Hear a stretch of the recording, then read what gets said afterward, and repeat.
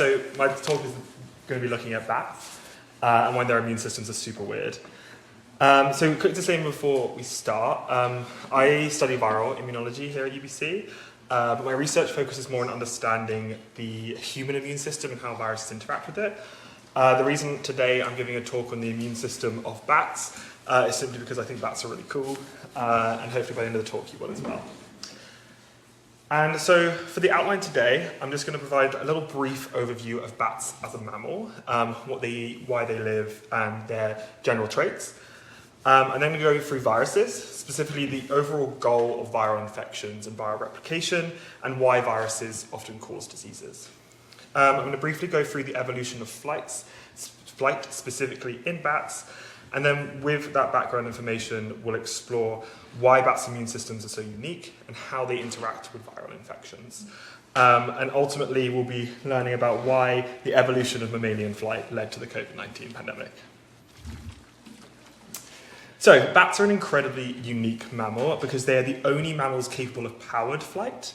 Emphasis on the word powered. Flying squirrels don't count because they glide. And so unlike birds, bats are actually swoopers, not launchers. And what I mean by that is that because bats have very weak hind legs and are also relatively heavy, they can't take off from the ground. That's why they have to hang. They need to drop from a height in order to get airborne. This is also why if you ever accidentally startle a bat, it may look like the bat is swooping to attack you, but actually bats have to go down to go up. And so they have to jump off and swoop into you first to sort of get away from you.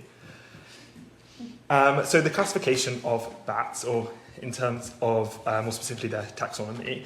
So bats belong to this order known as Chirotura, if I can say it correctly. And this is anything in this order is what we colloquially know as a bat.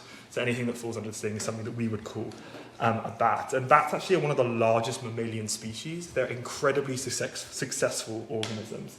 About 20% of all mammals are bats, making them the second largest order after rodents. Now, speaking of rodents, often bats are called flying rats, but they are not even closely related to the rodent family. They're actually,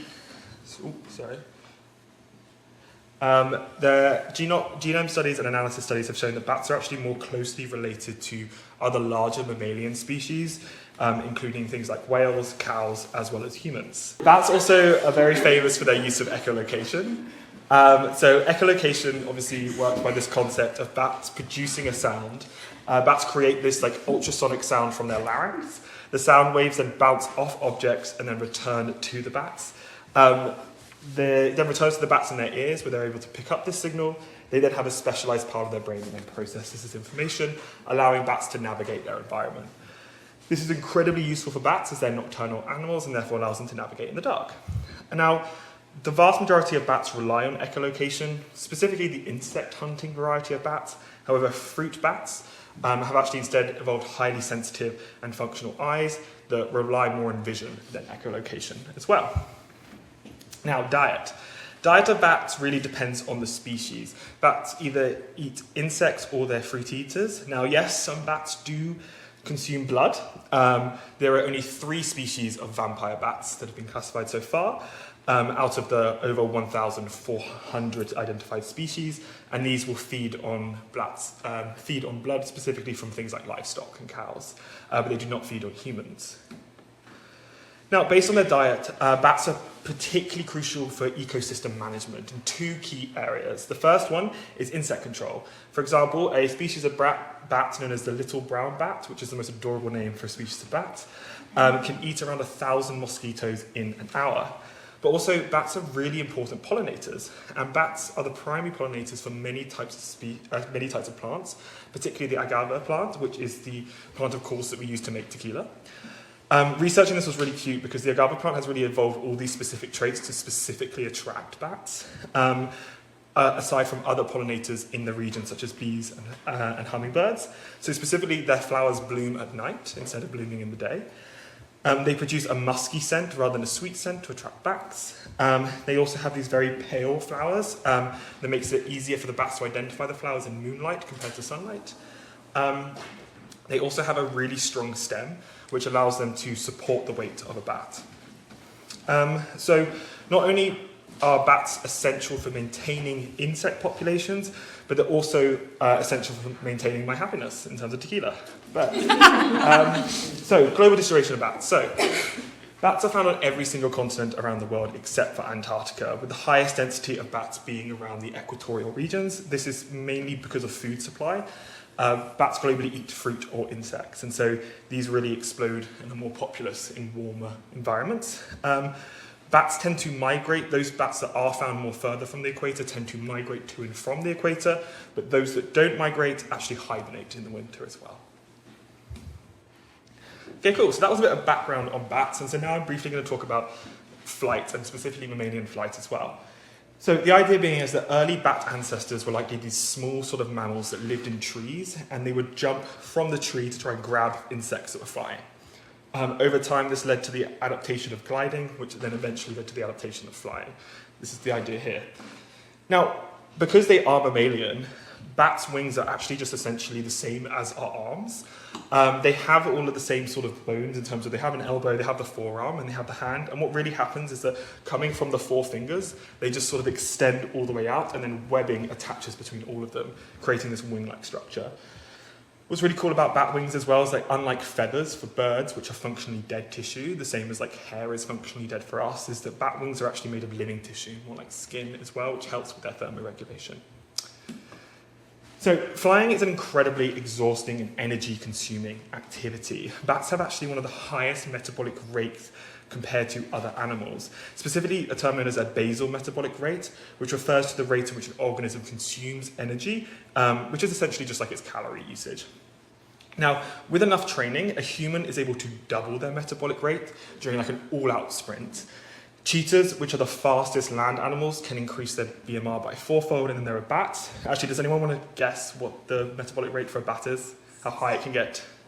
Oh, that's a good guess. Sophie? 16 times? That's so close, it's kind of annoying.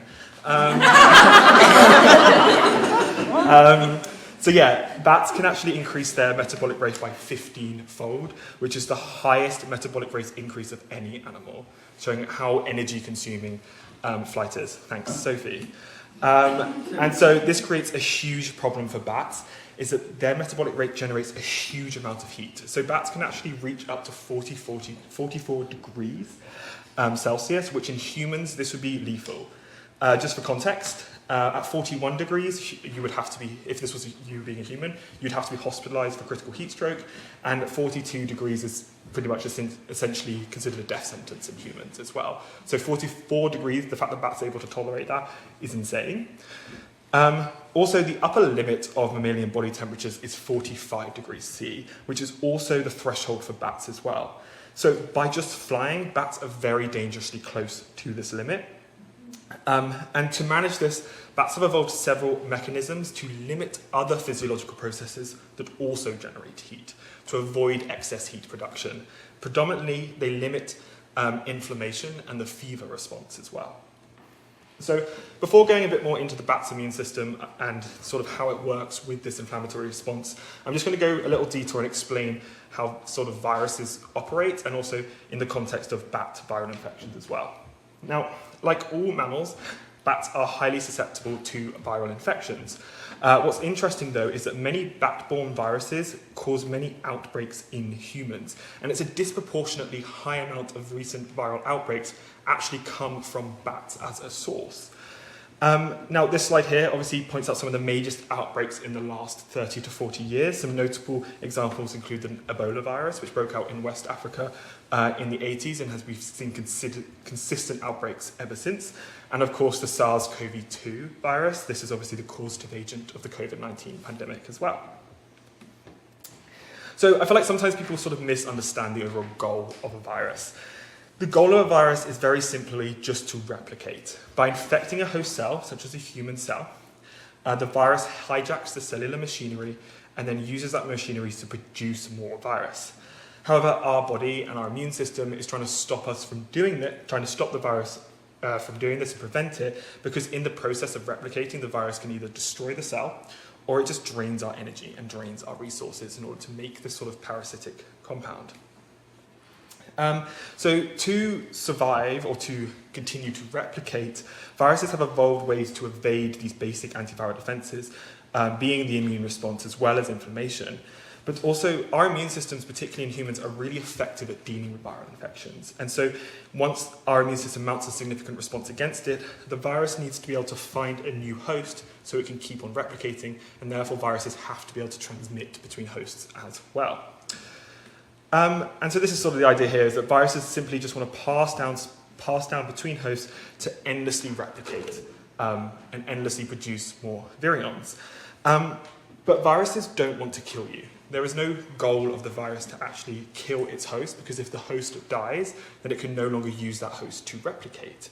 And so with that in mind, why do viruses cause such deadly diseases, and why can viruses be so pathogenic? And so simply put, it's because the virus has infected the wrong host. Some viruses have evolved the ability to affect new species in a process that we often known as spillover. So viruses' genomes, their DNA, their viruses' genomes are highly unstable, especially compared to our own genomes or human genomes.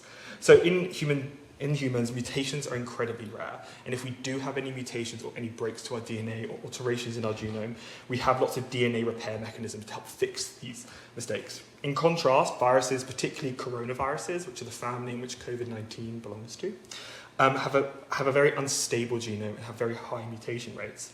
And so what can happen is a mutation in a virus, such as a virus that infects bats, could allow that virus's proteins to bind to the surface proteins expressed in the lungs of both bat cells and human cells, now allowing this virus to also infect another host. When a virus causes a disease in a host other than its original one, we call this process sort of zoonosis, or a zoonotic virus as a term. Okay, so now that I've covered viruses, we can return back to the immune system stuff. So, as a summary, during flight, bats get really hot. And if a bat was to become inflamed, such as during an infection, the additive effect of the heat from inflammation and flying would be lethal to the bat and ultimately kill the bat.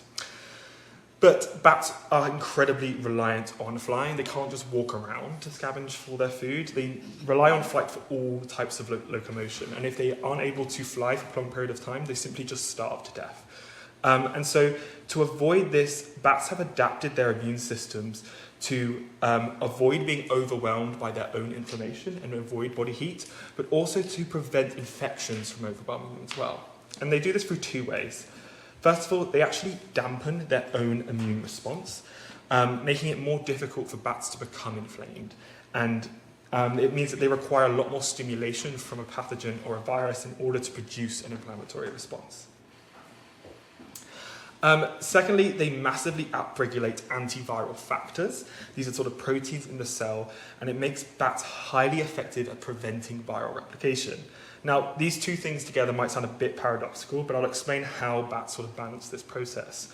But before I do, I just want to briefly explain what I mean when I'll be talking about inflammation for the rest of the presentation. Inflammation involves activation of your immune cells and the production of pro-inflammatory factors. Now, when you have sort of inflammation, you get an increase of blood flow to the site of infection, and it causes immune cells to expand and replicate, and so they become very metabolically active. This process generates a lot of heat.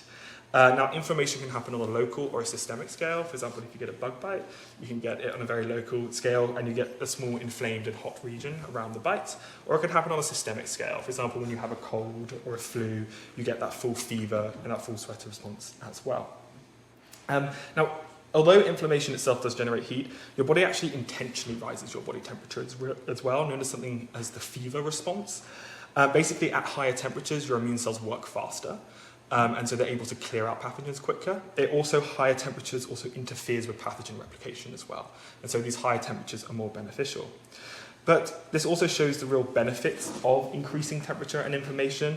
Overall, in order for the immune system to be activated, you need to be inflamed, and therefore this is all critical for clearing infections, including these viruses. Okay, so now I'm just going to explain how these adaptations of the bat immune system basically affect how it responds to the virus. Also, I want to note as well, this is a very evolving area of science. Not many people research bat immunology, and so there's still a lot we don't understand.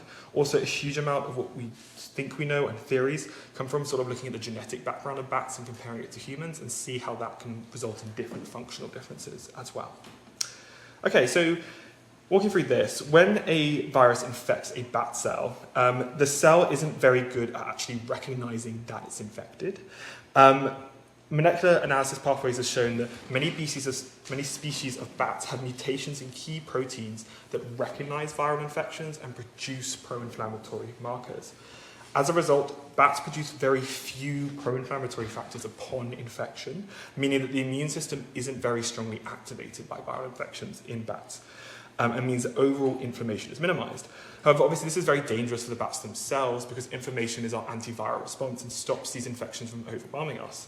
And so bats evolved another trick to get around this.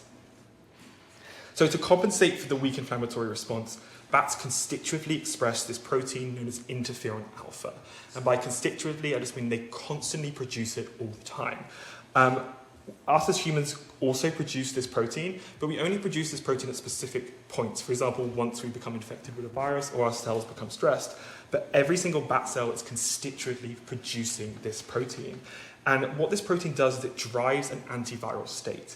It upregulates proteins that interfere with viruses and viral replication. For example, interferon alpha will trigger enzymes to be produced that digest the RNA from viruses and sort of break down the genome of the viruses. They interfere with viral proteins that prevent the formation of viruses, and they also prevent protein synthesis and protein replication of viruses as well. Now, because of the high interferon alpha production, viruses really struggle to establish that initial infection in bats, just because the bat is already in an antiviral state, even before the virus has already got there. And therefore, to successfully infect a bat, a virus needs to undergo this explosive replication to overcome these strong selection pressures. Now, when bats do become infected, this constant antiviral state also keeps the viral load very low as well, meaning that even though there is replicating virus, it's at a very low level. Now, this process is known as viral resistance. Basically, bats have really high viral resistance, meaning that once a bat is infected, they're able to deal with the infection quite well. And now, because in the immune cells there is limited activation of the bats, the virus itself isn't under very strong selection pressures to hide itself from the immune system. These viruses can be easily recognized by immune cells. It's just the immune cells don't really respond that strongly because of a lack of the signaling that is involved. This is called viral tolerance. It's just being that the bat's immune system can tolerate this virus rather than overacting to it. It is important to note, though, that bats' immune cells are still functional. They just work at a lot lower levels to what humans' immune cells do. So now let's imagine this. So we have this bat-borne virus, something like SARS-CoV-2 or Ebola, that has evolved the ability to infect humans. Now, this virus has evolved and established itself to form a successful non-deadly infection of bats. It then is able to infect humans, which have a very different immune environment. So first, unlike bats, we don't constitutively express this protein known as interferon alpha. This means that when we get infected with these viruses, we have an explosive outbreak of the viral load because the virus is expecting this to be a much harder challenge than it actually is when it comes to infect us. Also, a really high viral load makes viruses easier to transmit as well. And so this is why these bat-borne viruses find it very easy to transmit within the population.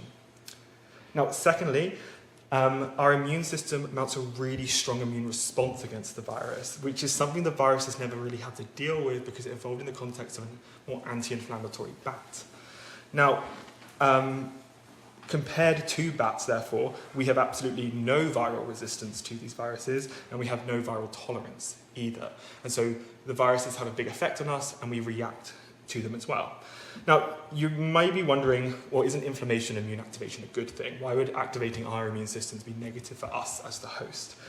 Now, the problem is that because bat viruses don't have such a strong effect on triggering the inflammatory response, they then cause an excessive dangerous activation in our response. So if we take SARS-CoV-2, for example, so the first bit of SARS actually stands for the main symptom in which the virus caused, meaning severe acute respiratory syndrome. This is a really severe inflammation of the lungs that causes severe pneumonia, can cause the lungs to fill up with fluid, you lose the ability to breathe, and then eventually patients can die as well. Now, this occurs because when COVID-19 infects your lungs, your lung cells go crazy. They sound loads of alarm bells. They're very aware that they've been infected. And they're producing huge amounts of pro-inflammatory factors. And this causes all of our immune cells to come absolutely charging into the lungs at full pace because they think that this virus is already out of control when it isn't. We're having a disproportional reaction. And what actually ends up happening is although the immune cells are very good at clearing the virus, the immune cells can actually end up doing more damage to the lungs than the virus did in the first place due to the excessive inflammation and the excessive damage that happens. This is also why we treat COVID-19 with steroids. These are anti-inflammatory drugs because we're not trying to fight the virus, we're trying to fight our immune response to the virus. Now, if these viruses aren't harmful for bats, why haven't humans evolved the same mechanisms to dealing with these viruses as bats do? And that's why, while bats don't suffer the consequence of their infections, they're also very bad at clearing the viruses. This allows the infections to persist for very long periods of time. So, for example, in humans, a typical viral infection normally lasts a few weeks before the immune system sort of produces antibodies and we clear the infection and we start to feel good and cheerful. In bats, this infection can actually be for lifelong. The virus can continue to replicate in the bats just at a very low level throughout the entire bat's entire life.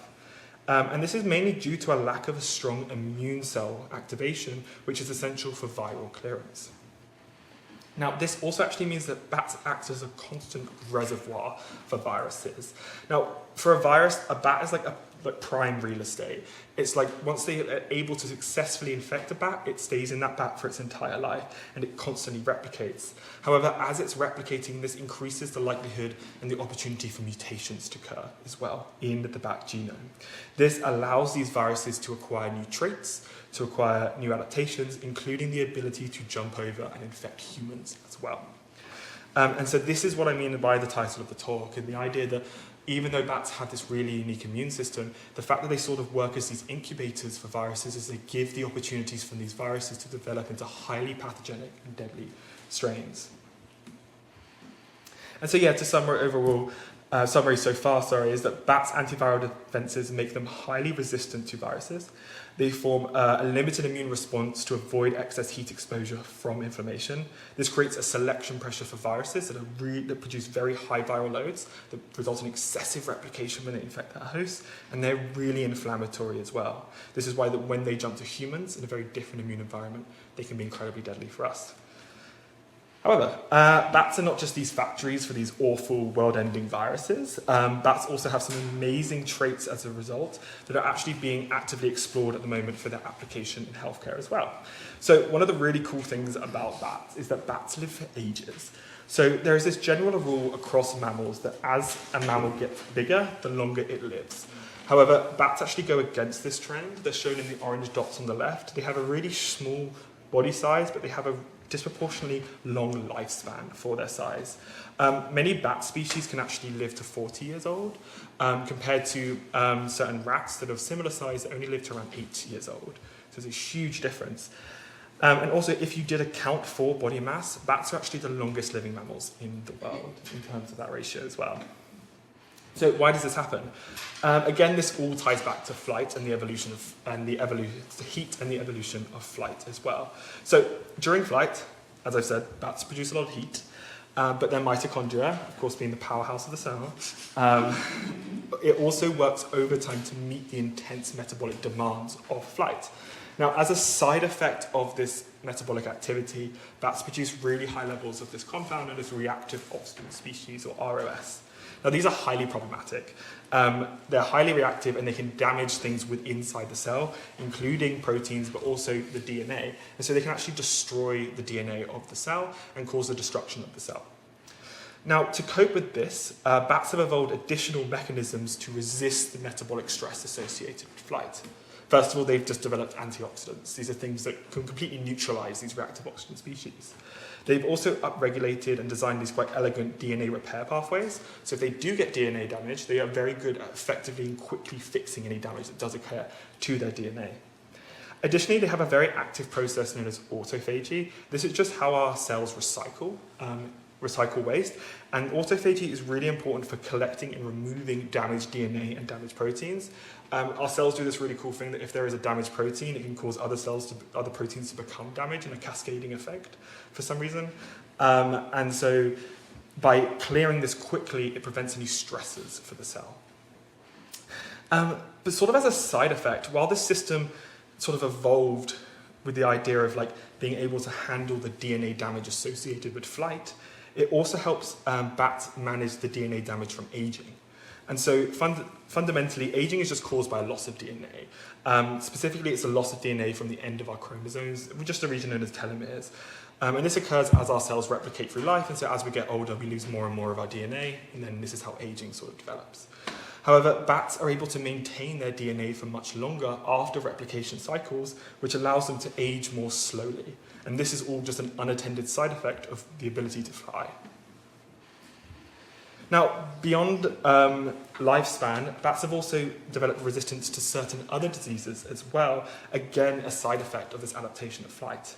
So this decreased inflammation I was speaking about earlier, due to their dampening immune response, leads to lower rates of inflammatory diseases. Bats have incredibly low rates of very debilitating diseases for humans, including atherosclerosis and arthritis. The enhanced DNA repair and antioxidant production means bats very rarely develop cancer. Cancer in bats is incredibly rare as a result of their ability to quickly fix any damage that occurs to their DNA, and they're able to combat these mutations that could eventually be carcinogenic. And also because of this autophagy process, which is just like the clearance of waste and the recycling that goes along in cells, it actually protects bats against neurodegeneration as well. And so bats are actually resistant to diseases such as like Alzheimer's disease, because Alzheimer's disease is principally thought to be caused by an accumulation of waste in the brain. And so bats are really good at clearing that waste and getting rid of it quickly. And so they have less neurodegeneration as a response. And so the idea is by researching these amazing animals, we might be able to gain insight into the molecular pathways that provide these resistances to their diseases, and then eventually apply them to the foundations of new therapies in humans as well. So overall, bats are just built different. Yes, bats are a potential source of deadly pandemic-causing viruses, but they are also this incredibly resilient animal. They're incredibly long-lived. They're resistant to cancer, neurodegeneration, and inflammatory diseases.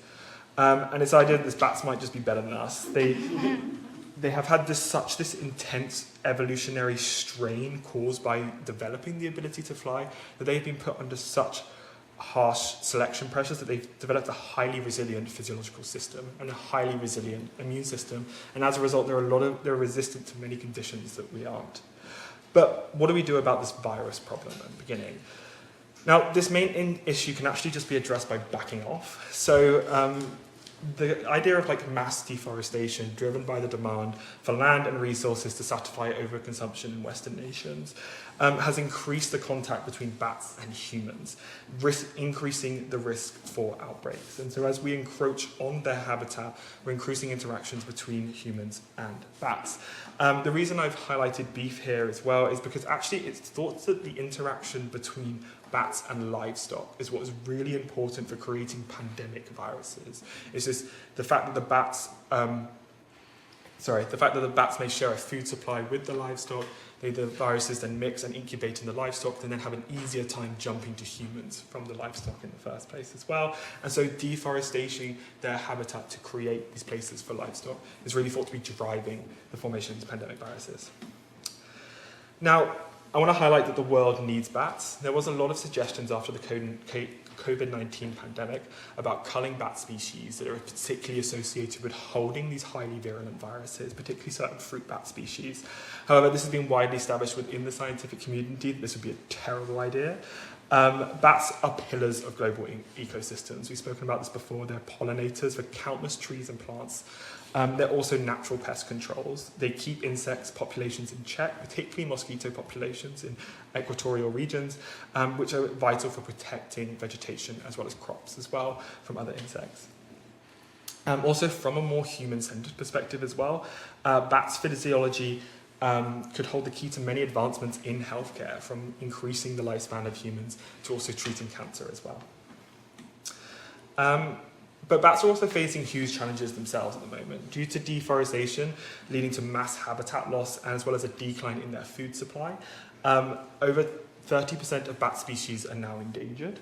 There's also the outbreak of white nose syndrome, which is decimating bat populations globally.